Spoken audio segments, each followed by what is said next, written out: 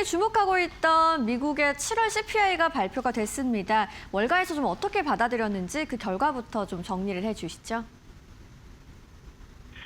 네, 12일 뉴욕 증시 개장 전에 발표된 미국의 7월 소비물가지수 CPI는 전월 대비 0.1%, 전년 대비로는 3.4% 올라서 시장 예상치와 정확히 일치했습니다. 근원 CPI도 전월비 0.2%, 전년비 2.5%로 예상과 같았는데요. 이 서프라이즈가 없었다는 것 자체가 시장이 안도하는 재료였다는 해석이 나왔습니다.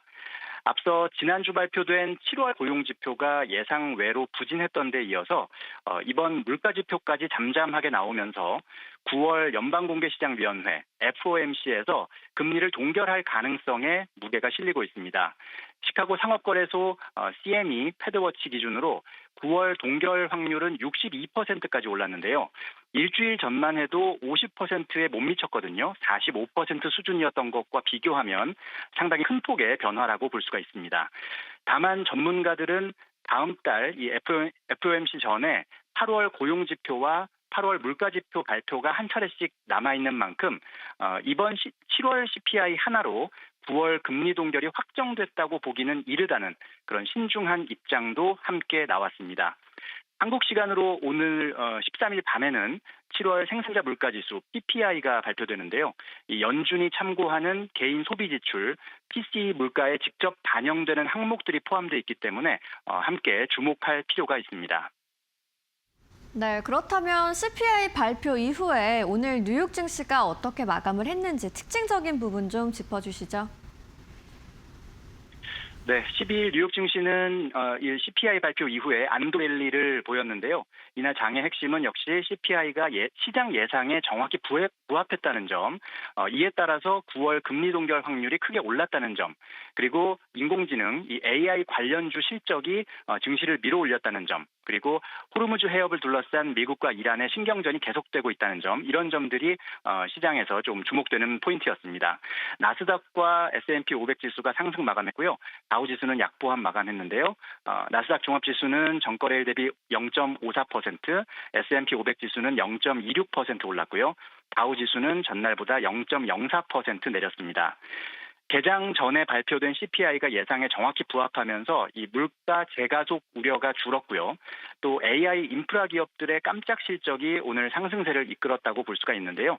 클라우드 업체 코어위브가 20% 가까이 급등했고 서버 업체 슈퍼마이크로 컴퓨터가 19%대, 또 반도체 업체 마이크론 테크놀로지는 약 5% 강세를 기록했습니다. 시장의 공포지수로 불리는 변동성 지수 빅스는 장중 7개월 만에 최저치를 찍기도 했습니다. 국채금리는 10년물이 4.69%로 보합, 2년물은 1 베이시스포인트 내린 4.20%를 나타냈습니다.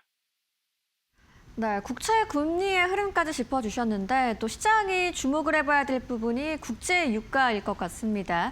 이 국제 유가에 영향을 주는 호르무즈 해협 관련 최신 상황은 어떻게 됐는지 업데이트 좀 해주실까요? 네, 오늘 나온 뉴스를 보면은 도널드 트럼프 대통령은 최근에 소셜미디어를 통해서 미국이 호르무즈 해협을 완전히 통제하고 있다라고 주장을 했는데요. 그런데 실제 항로 이용 현황은 이와 다른 것으로 나타났습니다. 이번 달 들어서 해협을 통과한 선박 166건 가운데 미국이 뒷받침하는 5만 쪽 항로를 이용한 경우는 단 2건에 불과했고요. 나머지는 모두 이란이 관할하는 항로를 이용하거나 또는 위치 추적기를 꺼둔 채 통과했습니다. 그러니까 이란 항로 자체가 안전해서라기보다는 아무래도 이란이 정한 규칙을 따라야 문제가 발생할 가능성이 더 적고 안전할 것이다라고 판단한 것으로 보입니다. 이런 가운데 이란은 최근 군 수뇌부 인사를 통해서 공세적 교리로 전환하겠다는 뜻을 밝히면서 장기전 태세를 강화하고 있습니다. 지난 6월 미국과 이란 간 체결한 60일짜리 잠정 휴전 합의는 사실상 붕괴한 상태인데요. 국제유가는 이날 0.4% 정도 떨어져서 거래됐습니다. 브렌트유는 배럴당 88달러 선, 서부 텍사스산 원유는 82달러 선에 거래됐습니다. 일단 오늘 CPI가 예상에 부합하면서 시장에 안도감을 줬지만 호르무즈발 유가 변수는 여전히 살아있다고 봐야 하고요. 다음 달 FOMC까지 관련 지표와 지정학 리스크를 함께 지켜봐야 할 것 같습니다. 네, 알겠습니다. 오늘 말씀 여기까지 듣도록 하겠습니다. 성조원 이데일리 뉴욕 특파원이었습니다. 좋은 말씀 고맙습니다. 네, 감사합니다.